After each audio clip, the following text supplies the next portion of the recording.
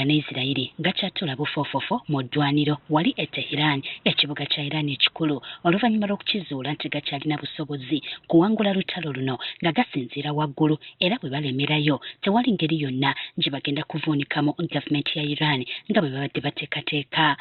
Kati America ng'eyita mu kitongole kyayo ekikesi ki CIA baliko enteeseganya ez'enjawulo gy'eyingiddemu n'akabinja k'abalwanyi akamanyiddwa nga Kurdish mu Iran.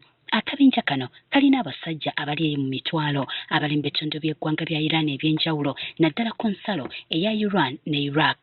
Amawulire ageesigika agava erudda eyo galaga nti kati America eyagala kuwa abasajja bano ebyokulwanyisa basobole okweŋŋanga Iran ebafuukidde akayinja mu ngatto essaawa zino.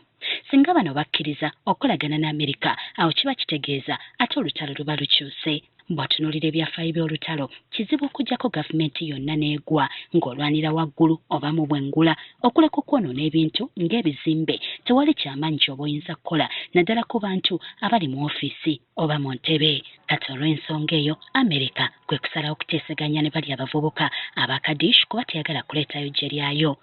Kati eyagala kukozesa obubinja obuwerako mu lutalo luno kyokka Iran bano ebalabudde obuteetantala kuba ejja kubakuba.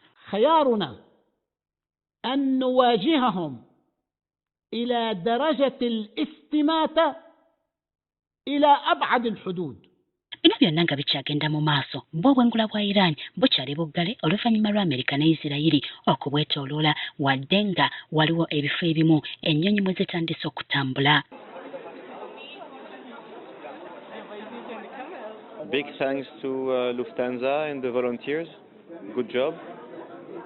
I come from Dubai. It was a bit of a journey. Kyenjagala omanye olutalo luno buli ddakiika lukyuka anti ensawo ekyusa amaaso nga naawe okyusa envubo. Kati luno lutuukiridde bulungi mu kibuga Tehran anti oluvannyuma lw'omu Iran okuba emmeri ya Amerika ennwanyi olunaku lw'eggulo Amerika esazeewo obwangu okubuza ku makolero agalowoozebwa nti mwe mubadde mukolebwa ebyokulwanyisa bya nukiliya. Kati egamba yakuba amakolero gano wonna ne sitoowa ebyokulwanyisa mu biterekebwa naddala ebikompola Iran byeri mu kukozesa.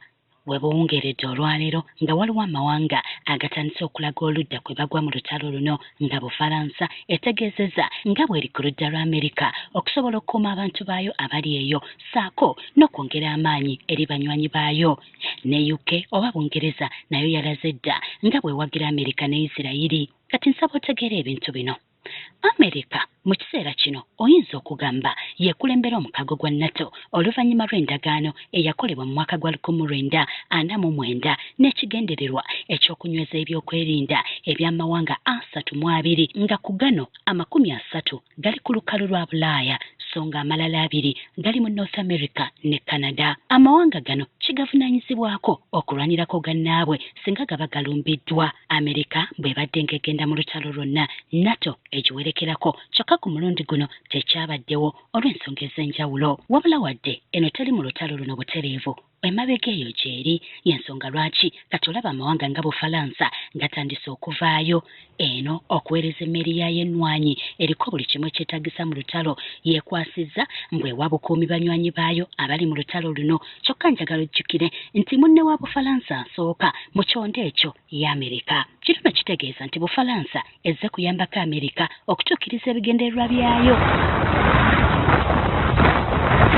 Kyekimu ne Bungereza wadde nga yo yasoose kwekulula ku nsonga eno naye emmeri zaayo ennwanyi kigambibwa nti ziri mu kkubo zijja. Kati ennaku zino eziddako oyinza okutandika okulaba ng'amawanga amalala gayingira mu lutalo luno okugezaako okuyamba amawanga agali mu kulumbibwa Iran naye nga gano wansi w'omukago gu NATO gali mu kuyambako Amerika. Okusabira omugenzi Ayatollah Ali Khamenei kwayimiriziddwa olw'okutya nti abantu ababadde bagenda okuba abayitirivu nga basoba mu kakadde kale nga bayinza okulumbibwa kati mu ngeri y'okubataasa omukolo ne guyimirizibwa.